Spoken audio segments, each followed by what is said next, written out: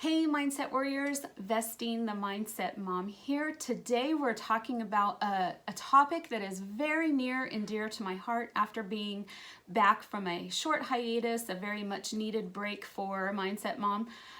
We are talking about the topic of Asperger's syndrome, and some of you are waking up to the fact that you have a spouse or a significant other, or you're dating someone who has actually been diagnosed with Asperger's, Autism Spectrum Disorder, or you are potentially getting into a relationship with someone that you might suspect or who has this diagnosis. Now, this is a topic that affects me personally. I'm coming back from a hiatus, a much needed break, to be with you to discuss this topic and to bring forth some of the struggles and the things that you can do to overcome and see if we can make this relationship the best that it could be. You might be evaluating if this is the relationship for you. You might have been in a marriage for many years, as I was, only to happen upon discovery and find out that your spouse actually is on the autism spectrum. So first of all, I want to start off with some definitions. Autism spectrum disorder, of which Asperger's has been a term to use in the past for high functioning autism. It's not used so much anymore, but it is still used sort of in a popular culture. And it is it's a neurodevelopmental disorder that has key components of social cognitive impairments. Okay, so that is a very broad definition, but some of the things that people with autism spectrum disorder struggle with are socializing, communication, the ability to have empathy for other people, and we're going to get into those aspects of that sort of diagnostic criteria, and specifically about the mirror neurons. And we're going to talk about masking. We're going to talk about alexithymia, which is a deficit in being able to identify one's own emotions. And there have been many studies that have been conducted on alexithymia. It's very fascinating. But the bottom line is that these sort of things affect your relationship, okay? So this can be very impairing and very frustrating to many people once they figure out or they suspect that their partner is on the autism spectrum and they are suffering from effects in their relationship from these types of things, communication being a major one, and a feeling of deep connection. Now, that's a subjective thing, but it is still important nonetheless. So before we get into how you can deal, your significant other or your spouse has been diagnosed or you suspect they are on the spectrum, what can you do? I want to get into that a little bit, but I want to tell you a little bit about my story and how this has affected me. So before I became a mom and a homeschooling mom, I actually worked in special education with this population of students who were on the autism spectrum, and they ranged a wide variety of severe to moderate. And so when I had my children, I was very much just kind of with the background of this is the definition of autism, this is what it looks like, and there were key behaviors, a lot of repetitive behaviors, some components of OCD, obsessive compulsive disorder, or ADHD. Keep in mind that ASD can coexist with a number of other conditions, and so and we're going to talk more about that later. But suffice it to say, this past year, our daughter was evaluated for ASD, and she was indeed diagnosed with autism spectrum disorder. She was declared high functioning, so she's on the spectrum. I mean, she's very high functioning, but there is that social component, and there are certain criteria that they go by. And so she completed the first part of the diagnostic criteria. She was declared an 8 out of 10. And so that being said, I want to say that Autism spectrum disorder is not something that we should be fearing. It's not something that we should be looking under every rock for. It's not something that we need to be hyper focused on as far as like it is a negative thing. Actually, it can be a blessing in disguise, and some people might go through a traumatic experience discovering that they themselves have it or that a loved one has it. But suffice it to say, people on the spectrum are not our enemies. In fact, when we discovered this about my daughter, I had a talk with her, and I actually said, you know what, your brain is it's structured differently than most people's, but what that means is you also have advantages over people whose brains are structured in the typical neurotypical way. And one of the ways that is that I told my daughter, your limbic system is a lot larger. Now the limbic system is responsible for learning and memory. And I kind of like told her I kind of have like a little bit of brain envy because, living in a day and age when, we're in the information / learning age and people are growing, they're evolving, they are really just, the emphasis and the focus is on education and learning, and especially self-development and emotional awareness and emotional development. I said, I'm kind of jealous of you because you have the ability to learn things a lot quicker and more efficiently than I do. So I wanted to, of course, make a positive context for her so that she could help understand what these experts were saying about her. But she's also a very bright girl. Those of you who know me, I homeschool, and I didn't put this on her, but at age 9 she wrote an entire novel, a middle grade novel, complete with beginning, middle, and end, differentiated characters, dialogue tags, and syntax was great, grammar was great, and everything, and nobody taught her that. She just did it on her own. So I helped to put this in a positive context for her. But at the same time that this was going on, I also discovered that there is and it's increasingly becoming known and more studied and revealed that there is a definite genetic component to autism spectrum disorder. So in other words, if you have been diagnosed as being on the spectrum, chances are that you actually inherited it from a parent. And so going through this diagnosis with my daughter, I also discovered that my husband has autism spectrum disorder and is considered Asperger's. Again, high functioning, but because of the inherited component, and there's some other background private family information that I'm not going to divulge here, but going through this discovery was quite traumatic for me. Emotionally, it just was very overwhelming. It was taxing, but at the same time, it was the puzzle piece and the aha moment that I needed, because it explained so many, if not almost all, of the marital difficulties and the marital woes that I was suffering in my marriage, such as the lack of deep connection, the feeling of deep connection, the lack of communication or impairments in communication, and also, just patterns of behavior of my husband's that started to make sense, such as the meltdown, shutdown cycle, which we're going to get more into later.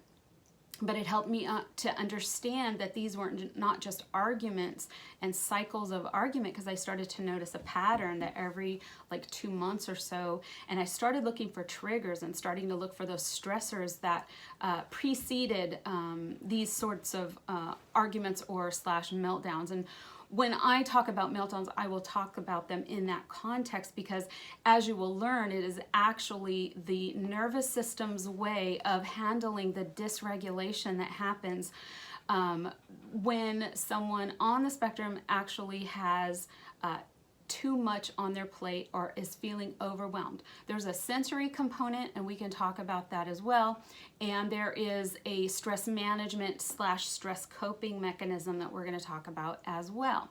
Now, as you can understand, as you can imagine, having these communication difficulties, especially when the person is masking, what's called masking. In fact, it's a way, we can define masking as a way for the neurodivergent person to handle being in a neurotypical world. In other words, the neurodivergent person tries to accommodate and regulate their own outward behaviors regardless of what their emotions are or what they are feeling. And so they can mask to such a degree that they're actually denying their own emotions and emotional state to themselves. Now, granted, because this is a developmental disorder, these things are solidified at a very early age when the child doesn't even realize that they're doing this. But in order to fit in a neurotypical world, and there's a lot of evidence to suggest that a person on the spectrum will actually avoid conflict. It's called conflict avoidance through this masking, through learning scripts, through mimicry, and showing forth what they think the neurotypical person, usually a parent or maybe a teacher or a classroom or a peer group, wants from them. So as you can imagine, that's fine to survive in the immediate kind of vicinity of trying to fit in and just survive, get through school and things like this, and fit in. However, this is maladaptive when the child grows up and they start having, internalizing their own values and growing emotionally and in other ways relationally. So these can present, very, very severe impairments in relationships. It can actually, lead to divorce.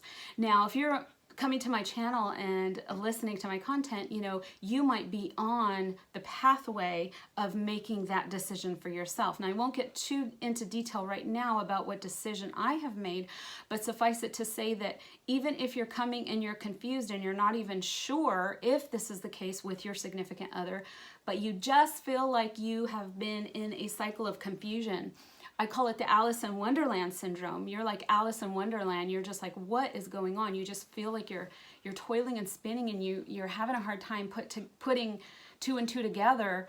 You don't really know what's going on. You suspect something is going on, but you are trying to put the puzzle pieces together. You're trying to figure this out, much less determine if this is what you want in a relationship, or even if the person, your significant other, can provide what you want. So this is the steps, and then you go from being like what I call an Alice, and that's when you're discovering this. And by the way, there could be a coexisting condition of ASD along with CPTSD, which is complex post-traumatic stress disorder, and that is a lot of people have CPTSD from childhood. So CPTSD, unlike regular PTSD, which is can be pinpointed to one specific incident, CPTSD is a string of incidents usually throughout the person's whole childhood whereby they experienced trauma and they became dysregulated in their nervous system. And so as adults, they're trying to heal the nervous system and heal and find new ways of dealing with these things.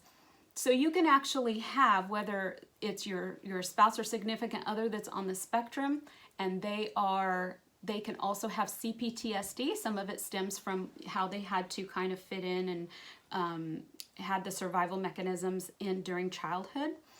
And you can have someone on the spectrum who has it or not.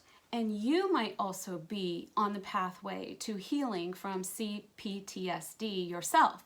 And so you can understand that when you have these two things overlapping in a relationship, how complex the issues can be.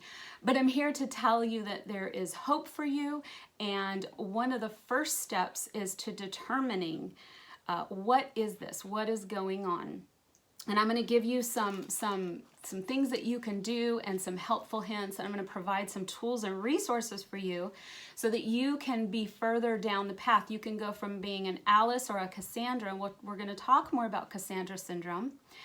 And you can go to coming down the line to more self-actualization for your own life. Because if you are actually moving towards self-actualization and purpose and fulfillment in your own life, and you're working toward that wholeness and that healing yourself, you're going to be better able to determine if this relationship is going to be serving you, if it's something that aligns with your values of yourself and your ideals for relationship and or marriage. Okay, so when I'm going to be giving you what the trajectory looks like.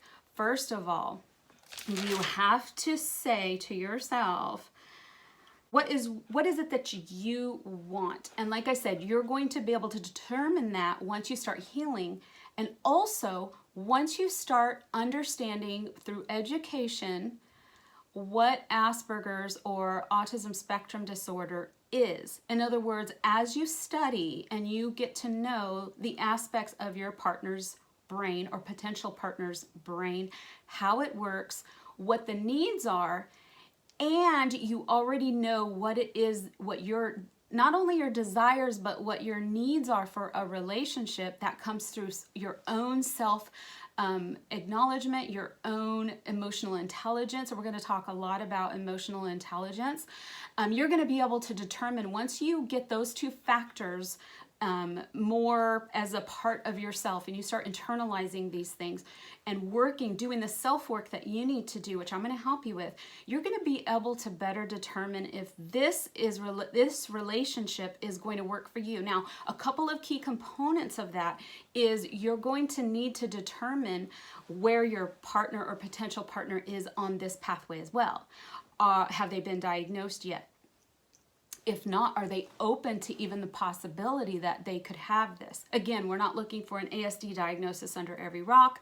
You want to be sure that, you know, when you do have these important conversations, that you're prepared, that you're very present, that you know what you're going to say, that you are also, you have the resources available to offer to them, and they, in a reassuring way, so that they know that they're not walking this alone, that they have access to resources and things that will actually help them.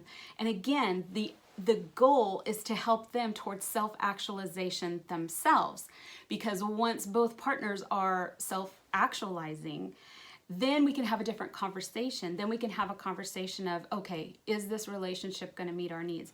And I know I've given you a lot of information here, and that was just kind of a brief overview, but we are going to be going into each of these topics in depth on my channel, so be sure and subscribe before you leave today. Go ahead and drop a note in the comment. And by the way, if you have come here and you're just feeling so distraught and frustrated, I just want you to know, I know where you're at from like my deepest gut level. I have seen the lowest of the depths.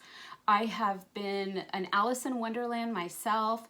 I feel like I've come along a very long way in maybe even a short amount of time, but I want to tell you that toward my own self-actualization, having gone through the trial and the spinning just confusion and the just the being baffled by this, because this can be very, very baffling, to understanding, oh, this is what's going on. That was a very short time from the time I was in despair to the time where I'm going, okay, this makes sense. This is the puzzle piece.